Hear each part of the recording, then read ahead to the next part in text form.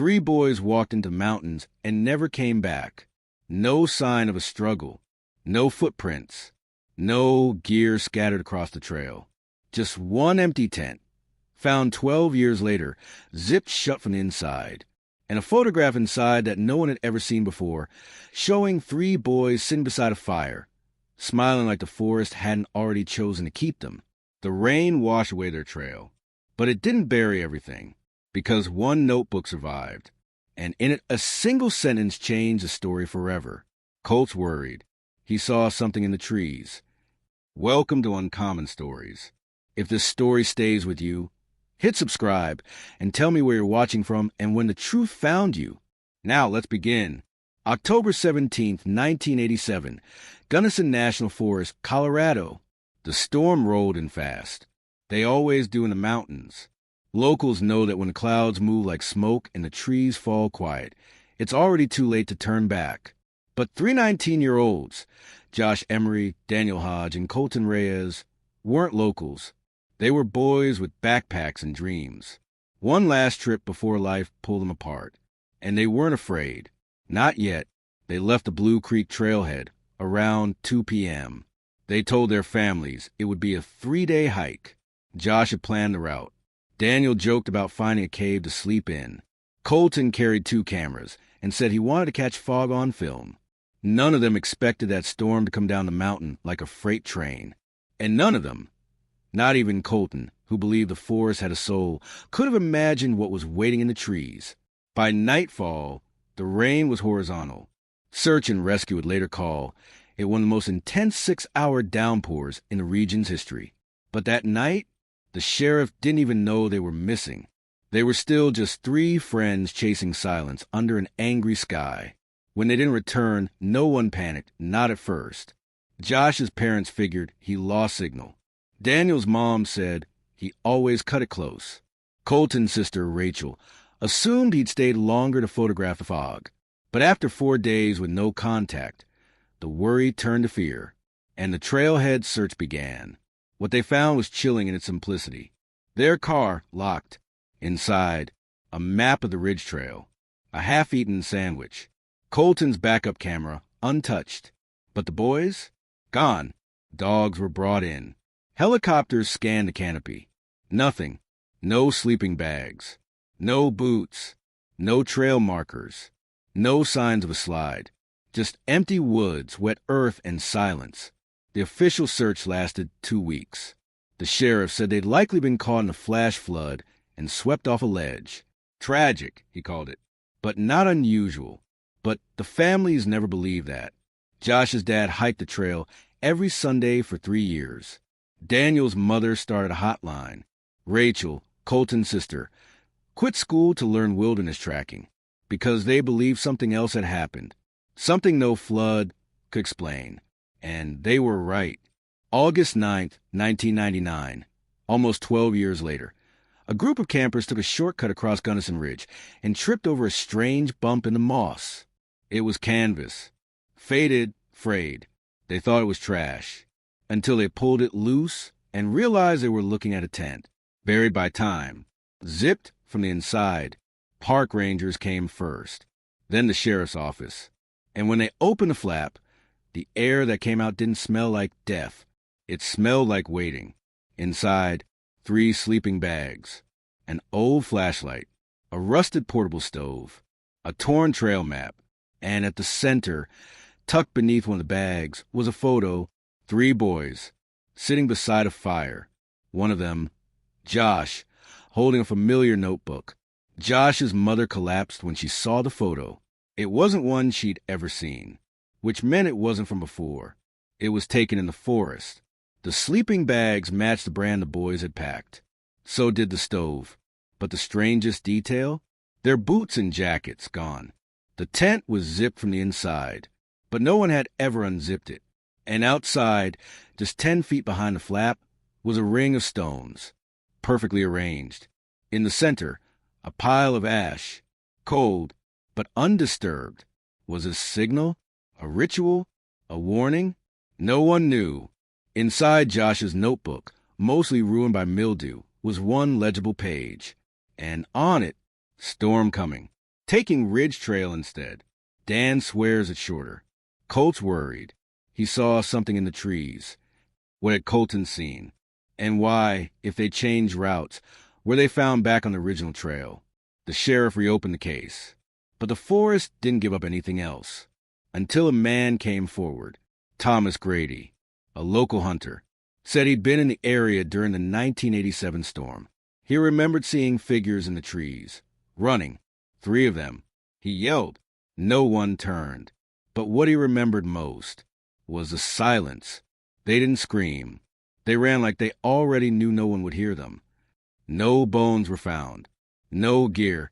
No blood.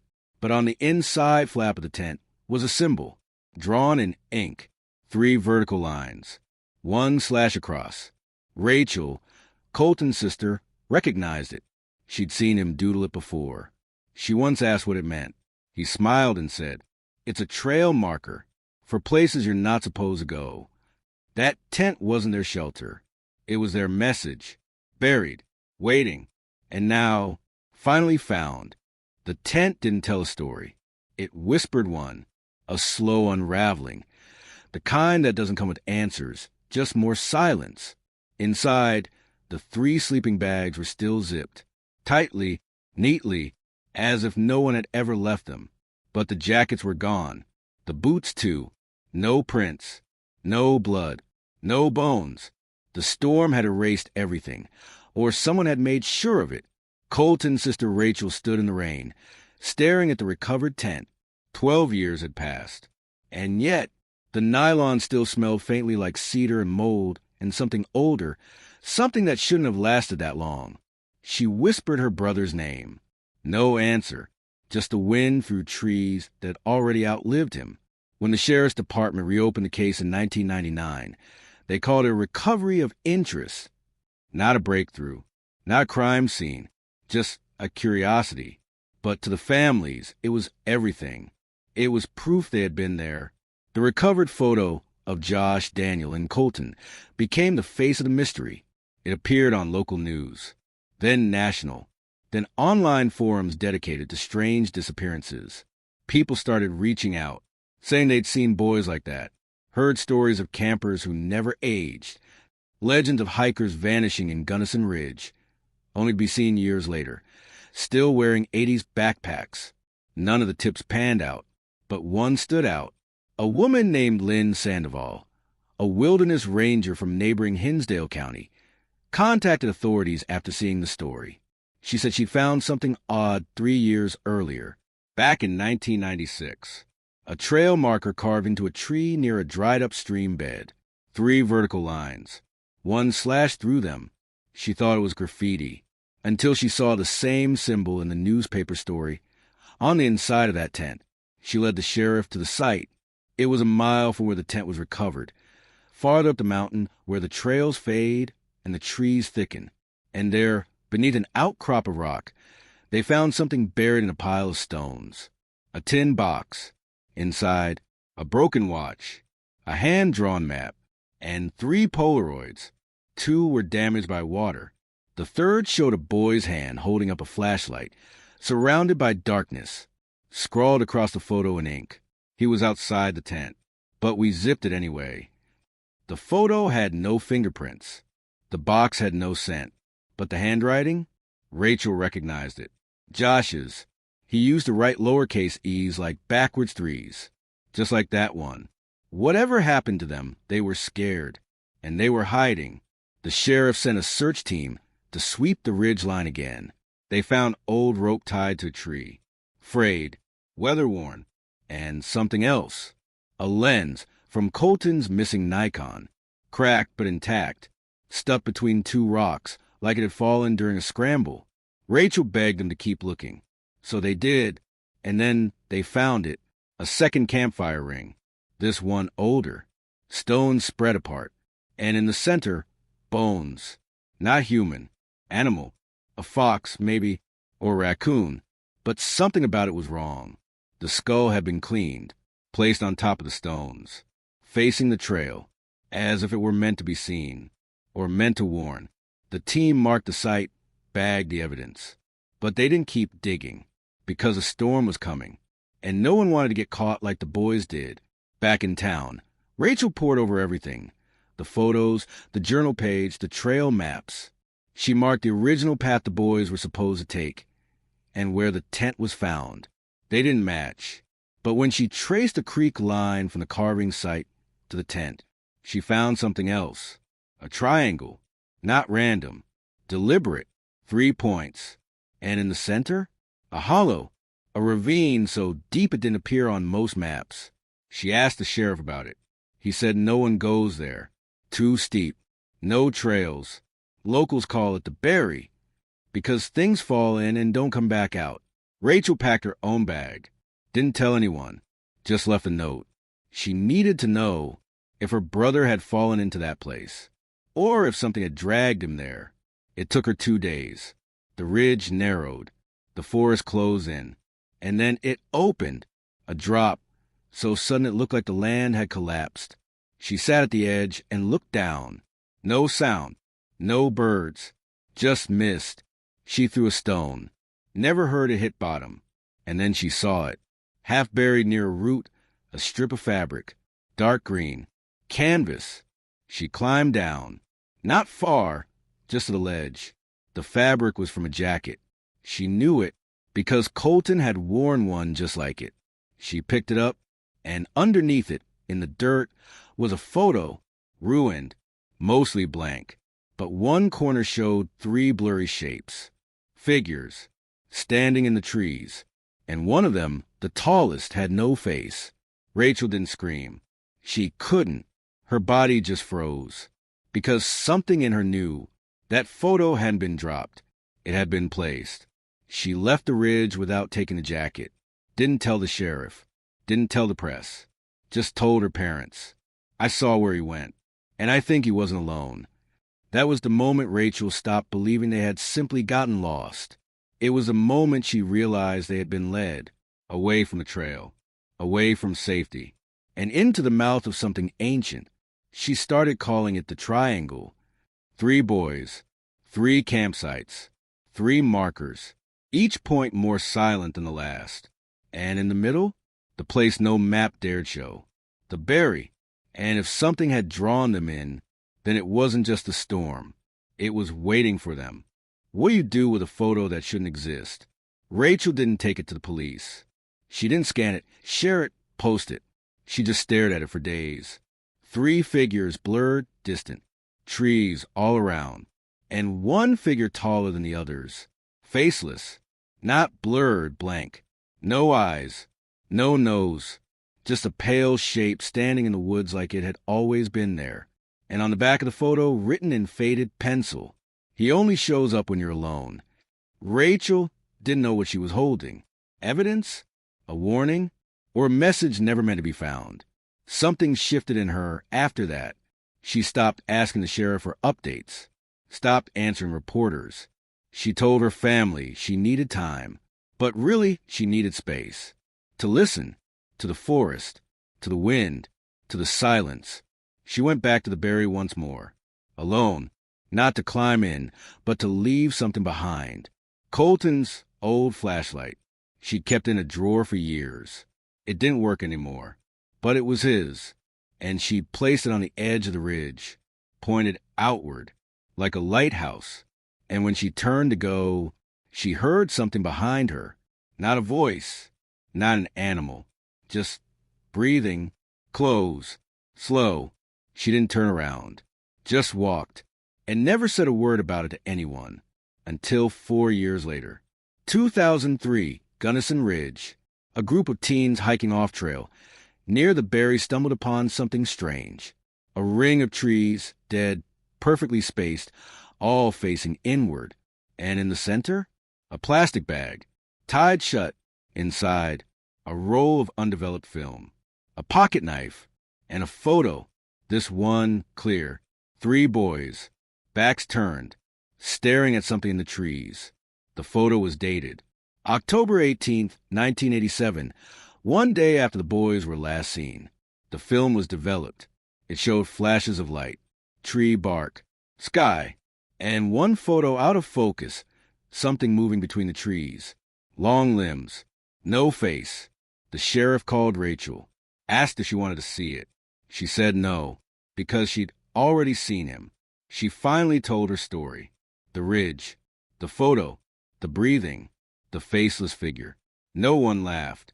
By then, the mountain had already taken its place in legend. Locals told stories of the walker, a shape that moved with the mist, a watcher of the triangle, not a killer, just a collector. People began comparing it to the Diet Law Pass incident, a different country, a different decade, but the same themes: a storm, a group of friends, a sudden panic, and no survivors. Some even said the triangle itself, the location of the campsites, might hold magnetic anomalies, radiation, tectonic shifts, energy fields, theories stacked up like fallen trees. But none explained the photographs, because there were more. 2005 archive discovery. A box of undeveloped photos was found in the back of a thrift store in Montrose, Colorado. The label, Blue Creek 87. Inside, at least 40 shots. Hikers, trees, campfires, and then 3 boys, smiling, standing beside a tent. But something was off. They weren't looking at the camera. They were looking past it, eyes wide, mouths closed, and behind them, in the shadows, a shape barely visible. It almost looked human, but taller. Wrong. The film was sold at auction. The buyer never came forward, and the photos were never seen again. Back in Larkspur, Rachel started digging into older cases, other missing persons reports in Gunnison County. She found 2, both in October, both during storms. One in 1961, a couple last seen camping near the Berry.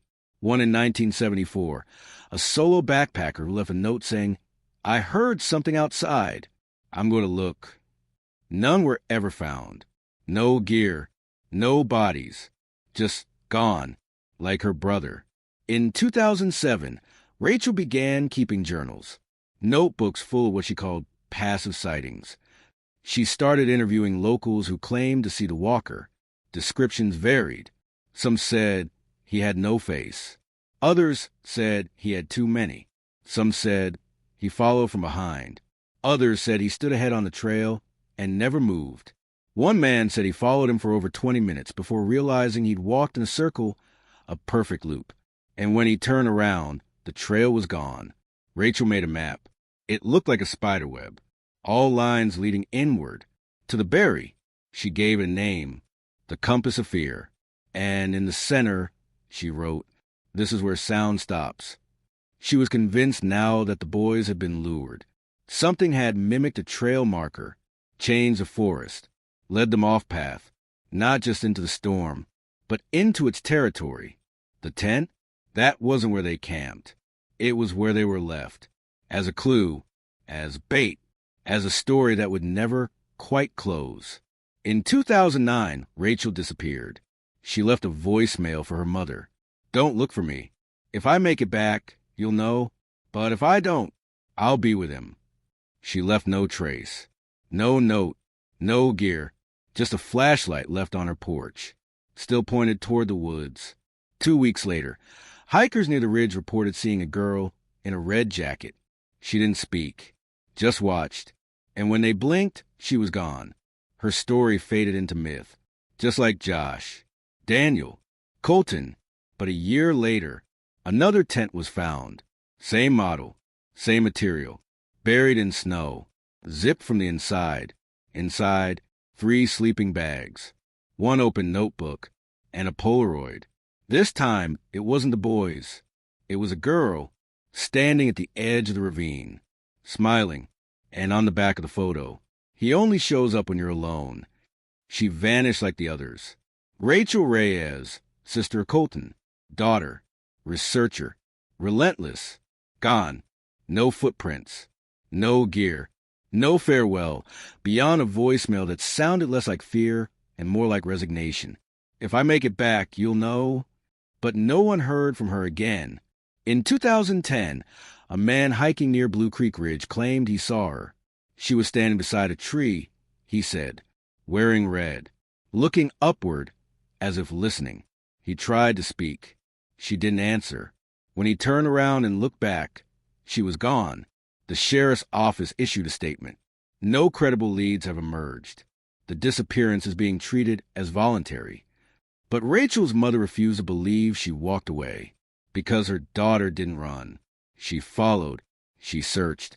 And whatever she found out there, it didn't want to be known. The second tent, the one found in 2010, was identical to the first. Same canvas, same interior, same eerie precision, zipped from inside undisturbed. Inside there was no blood, no signs of panic, just 3 sleeping bags. And a photo. The photo showed a girl standing at the edge of a cliff. Her back was to the camera, and beyond her, nothing but mist. You couldn't see her face, but her stance was calm, almost peaceful. They compared the photo to Rachel's height, her build. It was her. For most, that would have been the end of the story. But in 2012, something shifted. A letter arrived. No return address. Stamped in Colorado. Postmarked from a town that didn't exist anymore. Burned down in the 90s. Inside, a photograph, a short note, and a cassette tape. The photograph showed 3 boys. Josh, Daniel, Colton, not from 1987. Not the photo that made the news. This one was different. They looked older, tired. Josh had a beard. Daniel's hair was longer. Colton was holding a compass. But it was the background that changed everything. Because behind them was Rachel, wearing red, smiling. The note was typed block font. You keep looking for the ones who vanished, but you never ask why someone leaves a trail. The tape, distorted, crackled, but one line came through clear. They made it through the woods, but they didn't come out the same. The audio was analyzed, voice unknown, but the content chilling. Mentions of the split, the trial, and something called observation protocol.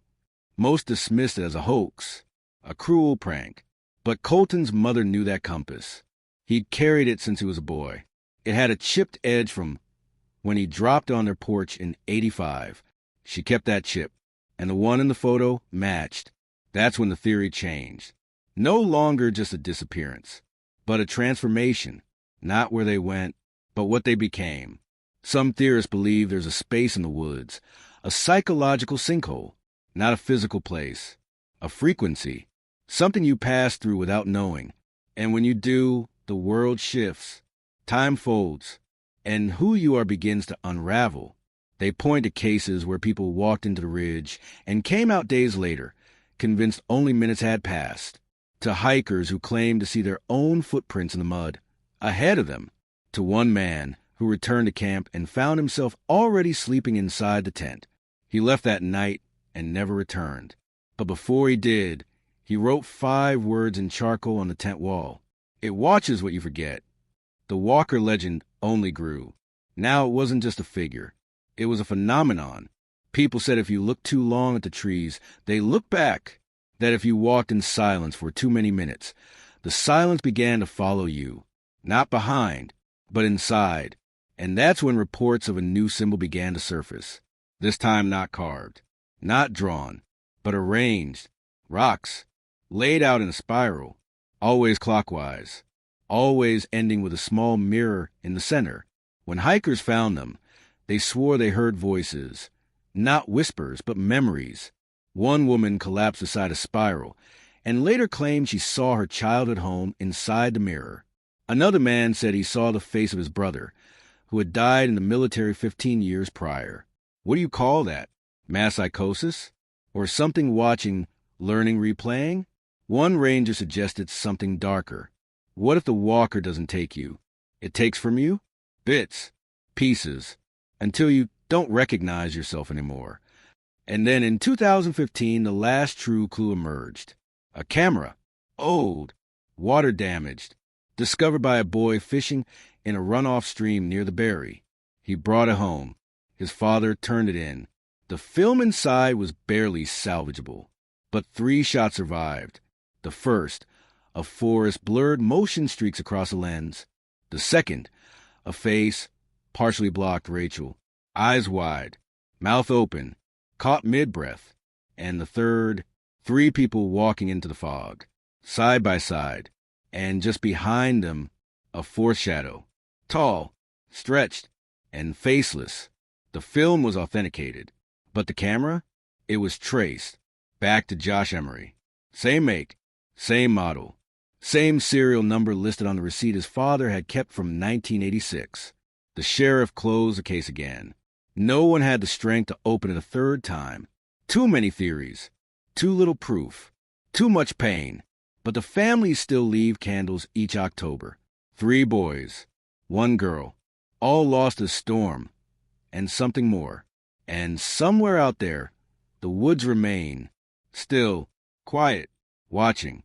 And if you ever walk the Ridge Trail, just listen, not to what you hear, but to what you don't. Because when the forest goes silent, that's when it sees you. No one returned to the berry after the camera was found. The sheriff quietly removed the ridge from the official trail map. Park rangers were told to discourage hikers. And search parties, once formed by volunteers and desperate families, were no longer welcomed by the county. Publicly, the case was closed. But the forest didn't stop calling. The compass doesn't work in the triangle anymore. That's what hikers say. It spins, slows, and points back the way you came.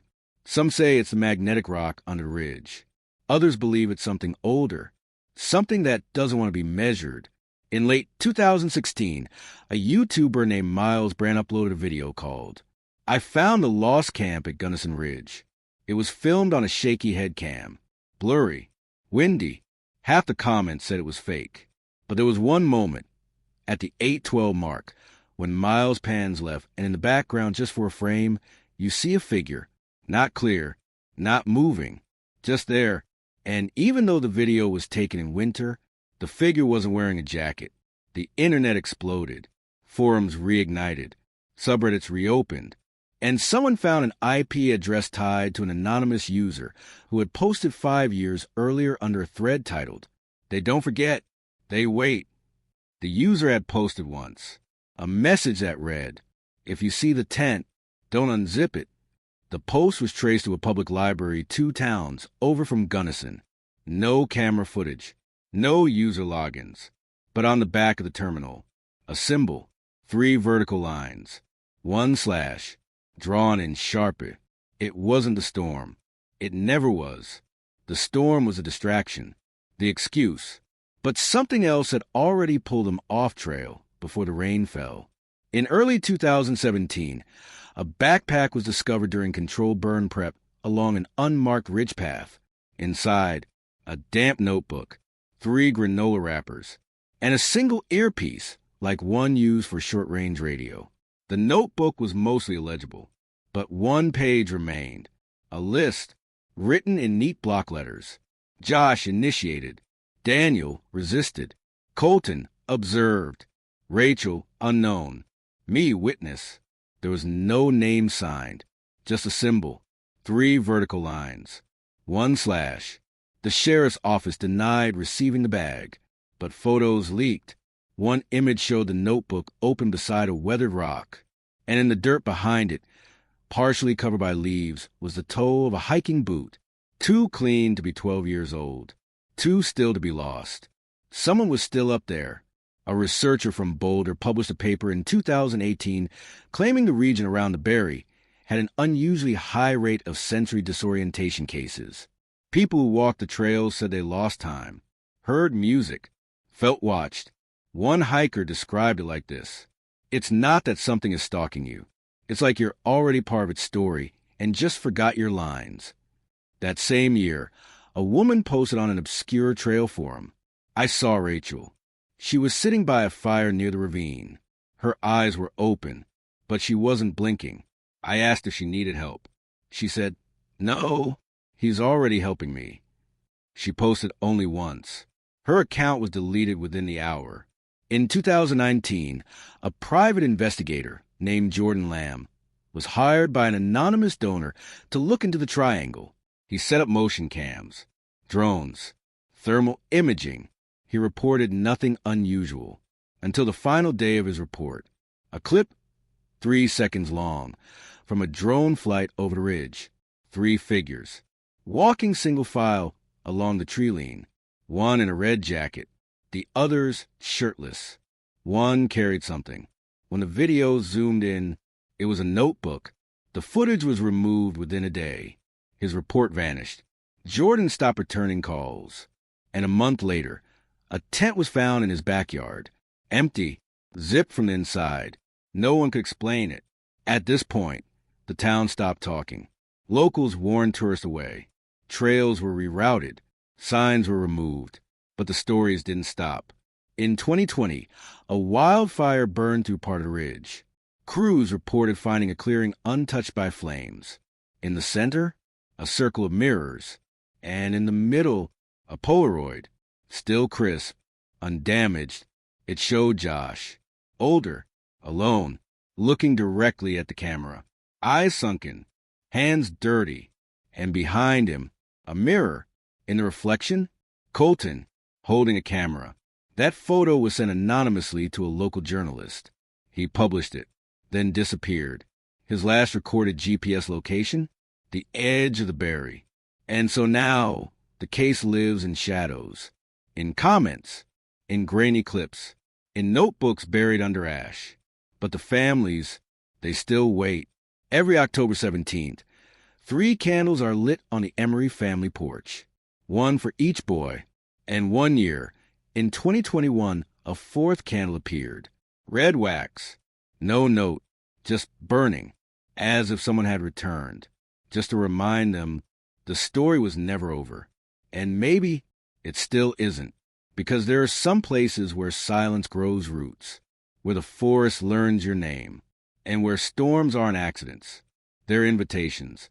And if you follow the wrong trail, the one not marked on any map, you don't vanish. You're rewritten, like a page removed and returned. Changed. The next part of this story begins not in 1987, but in the present, when someone finally goes back, not to search, but to ask, what are you trying to tell us? There's a trail in Gunnison Ridge that doesn't appear on any map. It winds through trees that don't grow in rows, past rocks that have no moss. And if you listen long enough, you'll hear it. Not a sound exactly, but a pattern, like a memory trying to remember itself. October 17th, 2022, 35 years to the day, a man named Simon Holt, a local documentarian, decided to return to the Triangle. He wasn't looking for ghosts. He was looking for truth, the kind that never makes it into police files, the kind that only trees remember. He didn't go in alone. He brought a guide, a woman. She never gave her name, only that she'd been there before. Her backpack was light. She didn't speak much, but she walked like someone who knew where not to step. The footage begins at 6:13 a.m. Clouds low, fog thick. By 7:45, they're at the berry. The camera pans slowly. No sound but boots on wet leaves. Then she stops, points. In the center of the ravine, a new tent. Same style, same color, zipped from the inside. Simon approaches. He calls out, "Is anyone in there?" Silence. He moves closer, touches the flap. The woman says one word, "Don't." He stops, not out of fear, out of instinct. Some things are too quiet, too still. He films a tent, circling once. Then the battery dies. That was the last footage recovered. Simon never returned. Neither did the woman. His equipment was found days later at the trailhead. Bag zipped, camera intact. The tent? Gone. Not collapsed, not stolen. Just never there when rangers arrived. But inside the backpack, a notebook, new, dry, written in clean block letters.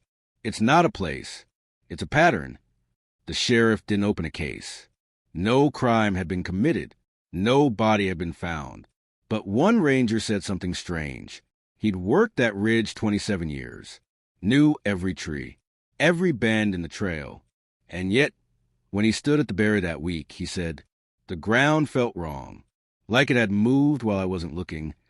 3 days later, he resigned, And still, people whisper about the storm, about the boys, about the red jacket girl who stands in the distance and doesn't wave, about the tents, always zipped, always empty. In 2023, an anonymous post appeared on a survivalist message board. It read, "I walked the triangle. I saw the walker. I asked him why he watched. He said, 'I remember them because no one else will.'" The post was deleted within minutes, but not before it was screenshotted. Below it was one reply. "Did you unzip it?" And there, the story loops again, because stories like this never end. They bend, like trees in a storm, like time when it's watched. Josh, Daniel, Colton, they were real. They were friends.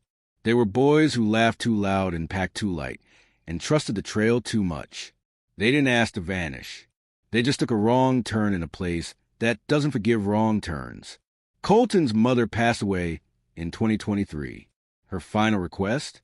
To be buried on the trail, not in the berry, just close enough for him to hear her, in case he ever came back.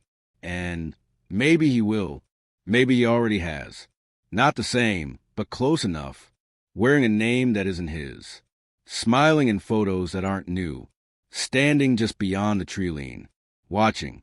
And if he does come back, will he remember? Will he tell us what happened? Or will he say what Rachel said before she left? I'm not looking for what took him. I'm listening for what he became. Because maybe the storm wasn't the tragedy. Maybe it was the mask. The curtain pulled over something bigger, older, something that doesn't hunt. It remembers, and it waits, not to destroy, but to repeat. You see, there's always someone watching from the trees, always a note left under the moss, always a name scratched into the inside flap of a forgotten tent. 3 lines, 1/, and every time someone finds a trail again, the story begins once more. A camera, a notebook, a tent zipped from the inside, and silence, the kind of silence that doesn't just fall, it chooses. So the next time you hike a trail you've never walked before, and the woods fall still, and your compass starts spinning, and you think you hear breathing that isn't yours, don't run, don't speak, don't unzip the tent, because some trails don't lead anywhere. They bring you back to a question that was never meant to be answered, to a name you no longer remember, until it's whispered in the dark,